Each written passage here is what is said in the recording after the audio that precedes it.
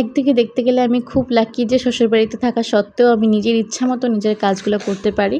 হ্যাঁ, নমস্কার বন্ধুরা, কেমন আছো তোমরা সবাই? আমিও খুব ভালো আছি। তো এদিকে ডুগগুরে স্নান করানো কমপ্লিট। আর জানো, শ্বশুরবাড়িতে থাকলে না ওই নিজের ইচ্ছা মতন কাম করতে পারা আর নিজের ইচ্ছা মতন কোনো ড্রেস পরতে পারা সত্যিই ভাগ্যের ব্যাপার। তো এইদিকে দেখো, এই যে ডুগগুরে আদর করে নিতেছি অল্প। আসলে না, হাজব্যান্ড যদি সাপোর্টিভ হয় সব কিছুই সম্ভব।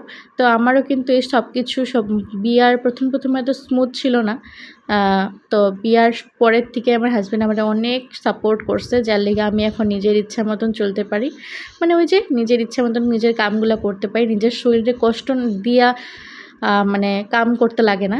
তো এদিকে দেখো, বড় ছেলেরে আমি সুন্দর করে স্নান করায় দিলাম। তারপরে ওরে জিজ্ঞেসি কী খাইবি, তো ওই কইলো পাঁপড় ভাজা খাইব।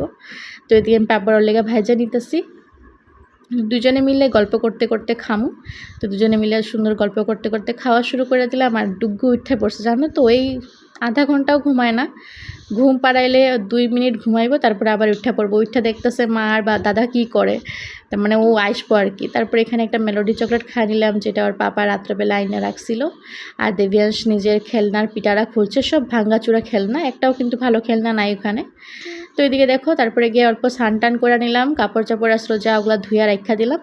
তারপরে রান্নাঘরে যাবো এখন রান্না করতে। তো রেডি করে রাখছিলাম স্নান করার আগেই মসুর ডাল বড়া করে সবজি বানাবো, যেটা আমি খুব ভালোবাসি, আর পাপা কিন্তু একদম ভালো পায় না খাইতে।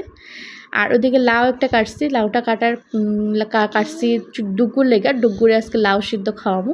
কেন কি লাউটা না ঘরের লাউ, মানে আমার জালের ঘরে হয়েছে, তো দিয়া গেছিলো। তো ওই লাউটা খাওয়ামো ওরে, ওর লেগে আর কাটটা রাখছি, সিদ্ধ করতে দিব। এদিকে দেখো বড়াগুলো ভেজা নিতেছি। আর হাজব্যান্ড ঘরে না থাকলে তো রান্না অত টেস্ট না করলেও হয়, নিজের জন্য আর কি টেস্টি রান্না, অল্প অল্প টেস্ট হলেও চলে, তাই না? ওদিকে দেখো জল ঢেলা দিলাম। আর এরকম বড়া খেতে কিন্তু আমার খুব ভালো লাগে। আমি যখনই বড়া বানাই ওই 4-5টা বড়া আমি এমনি খাই নি। তারপরে এদিকে সুন্দর করে লাউটা কাটতে নিতেছি। আর লাউটা কিন্তু অনেক অনেক মানে কচি লাউ। তো এদিকে আমি দেবিয়াংশলে কাটতেছি একটা আপেল, কেন কি ওই আপেল খায় নাই আজকে। তো ওরা ডাকতে লাগবো, উপরে গেছে ওই ওরা ডাইকা আপেলটা দিতে লাগবো ওরে, কেন কি আপেল খাওয়া ভালো, জানোই তো বাচ্চারা ফল খাইলে ভালো। তো ওইদিকে আপেলটা দিয়া দিমু। আর ওই যে দেখো ডাকছি উপর থেকে, আমার কইতেছে মা কেস ধরো। তো ওইটাই আর কি। তারপরে গল্প দিয়া দিলাম ওরা আপেল। আর ওইদিকে আমি রান্না বান্না সব কিছু কমপ্লিট করে এখন আমি যাবো উপরে কাপড় শুকার দিতে।